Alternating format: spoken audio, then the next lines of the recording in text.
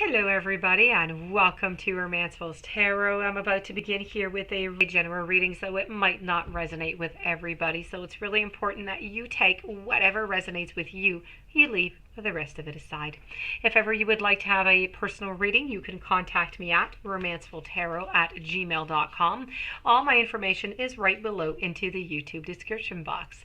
If you do enjoy the channel, you have not yet subscribed, please do click the subscribe button to show your support to myself, and to the channel. And I do thank you so very much.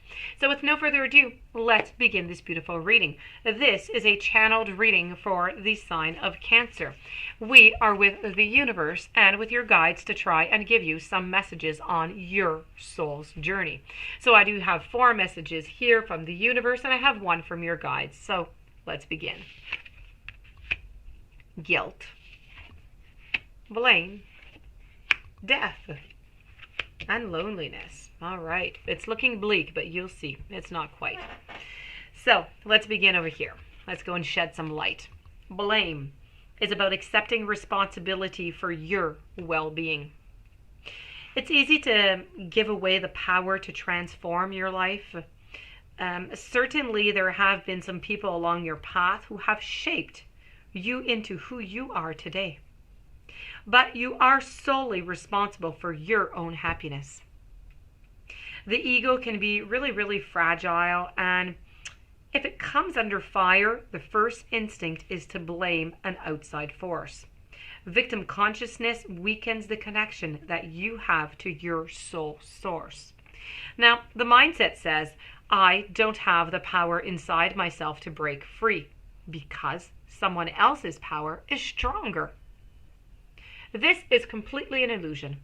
When you believe that someone else is responsible for your problems, that belief is the problem itself. Personal responsibility can empower you to change your reality. Lasting transformation always begins on the inside, and it works its way out. There is a difference between a reason and an excuse. A reason is a valid and unavoidable, and an excuse is an attempt to shift the blame. Moving on over to the second message coming from the universe on your soul's journey, we're going to be speaking about death. This is about learning that endings are merely beginnings. Death is really, quite frankly, an illusion. It's a fact of life that the human body that we use to travel the earth must eventually stop working, but it's not meant to exist forever. The energy and consciousness that inhabited that body is free and returns to its natural home, but it never abandons us. You need to learn to view death as merely as a change, and everything must change. Because stagnancy, what does it do? It extinguishes progress. And the same is true for a relationship or even a career. A soul lesson may be completed, and it is time to move beyond this point of familiarity and expand into new horizons of learning and of development. This is a wonderful opportunity to thank those other souls in your life who have shared part of your path and who have taught you so much. Following message being guilt. This is about releasing your beliefs that no longer assist in your soul's growth. So the energy of fear has many guises to complicate your path to loving yourself. Guilt is the most devious because it is a wolf in sheep's clothing. It is a self-imposed emotion that pretends to be instructive and enlightening. Guilt can help us grow when we realize that our actions have been hurtful to others and that we need to make amends. And after we do so, it's time to learn from the behavior and to move on. The problem arises when we hold on to guilty feelings that serves no purpose other than promoting self-destructiveness and low self-esteem. Now, no one is perfect. Everyone makes mistakes. Guilt is not always rational, but if you examine it subjectively, you must act on it and you must release it, and it becomes a temporary emotion. Long-held guilty feelings are never good, and it will create a roadblock to self-love and to your happiness. You must continually scan your current emotions for any guilty feelings and bring them to the surface for analysis. Healthy guilt is a warning that action should be taken. Irrational guilt, on the other side, needs to be released. And the final message that I do have for you is loneliness. I know that I am never alone.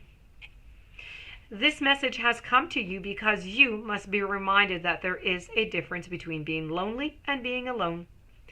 Feelings of loneliness, they originate from a sense of not appreciating the most important person in your life. And who might that be, the most important person in your life? It is you. If solitude seems like an affliction, you need to work on creating a healthy relationship with yourself. Only then will you attract others who will nurture your soul. And if you don't develop a healthy relationship with yourself first, you will only draw unhealthy relationships to you. To create a healthy, a positive relationship with yourself, you must begin to feel worthy of love.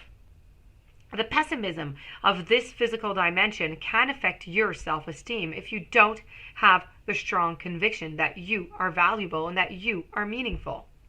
Don't view solitude as a weakness. It is merely your soul telling you that it is time to do some inner work and to reevaluate your path before you even start to shine.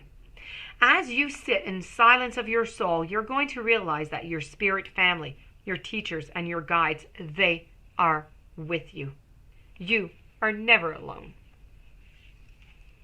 And to finish it off, we're going to conclude over here with accept struggles as lessons.